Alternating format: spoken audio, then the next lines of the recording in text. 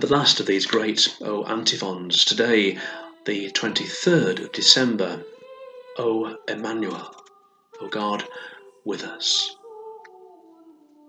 O Emmanuel, you are King and Judge, the one whom the peoples await and their Saviour. Come and save us, Lord our God.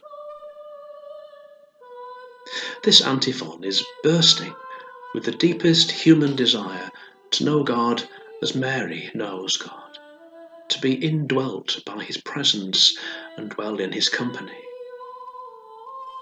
God is with us, goes up the cry of the church. The transformation of the world can now begin. Begins inside the human body. Firstly, Mary's body, and by baptism within our bodies. Our bodies receive the indwelling presence of God, enlivened and completed in confirmation, when God comes especially close to our unique self. And then he feeds us directly with his own body in the sacrament of the Eucharist. From within the body, the new life of Christ emerges, grows and transforms us, reconciling us to the ultimate Advent hope of becoming a new creation in God himself. Imagine yourself as God. You're looking out on a world which suffers and is alienated from you. Would your solution have been to join them in the flesh, to be embodied with all the risk that entailed? The words of the antiphon are whole and complete. There can't be any salvation unless God takes to himself everything we know and are except sin, and begins to transform it, not in an instant, but freely with our consent and our cooperation.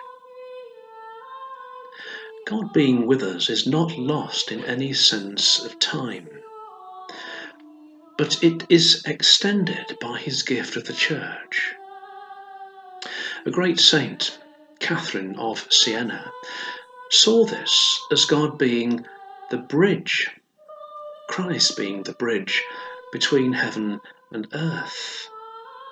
And then she says beautifully, the earth being the earth of your humanity is then joined to the greatness of God. This is a conviction which remains expressed in the words of priests as we prepare to celebrate the Eucharist, when at the altar and pouring wine mixed with a little water, we say, by the mystery of this water and this wine, may we share in the divinity of Christ, who humbled himself to share in our humanity. St. Catherine continued, it is not enough that in order for you to have life, that my Son should have made you this bridge, unless you walk thereon. She saw, as we do, the bridge as being the Eucharist, the Mass. This is the fullest expression of love for all people, loving us into constant change across the bridge to and into his own life. The words in this antiphon, await, come, and salvation, and the image of Mary soon to deliver the salvation of heaven into the world, have sometimes been compared to the experience of labour and childbirth. The scriptures are full of this imagery and remind us of the point at which instinct takes over. The most intense period of this transition is marked by the single attention given to the possibility of new life emerging. It may not be perfect in the human sphere. It may even bring great loss. But as an image of the perfect birth of heaven, it is used to make us aware of the intensity in our desire to bring Christ into the world anew.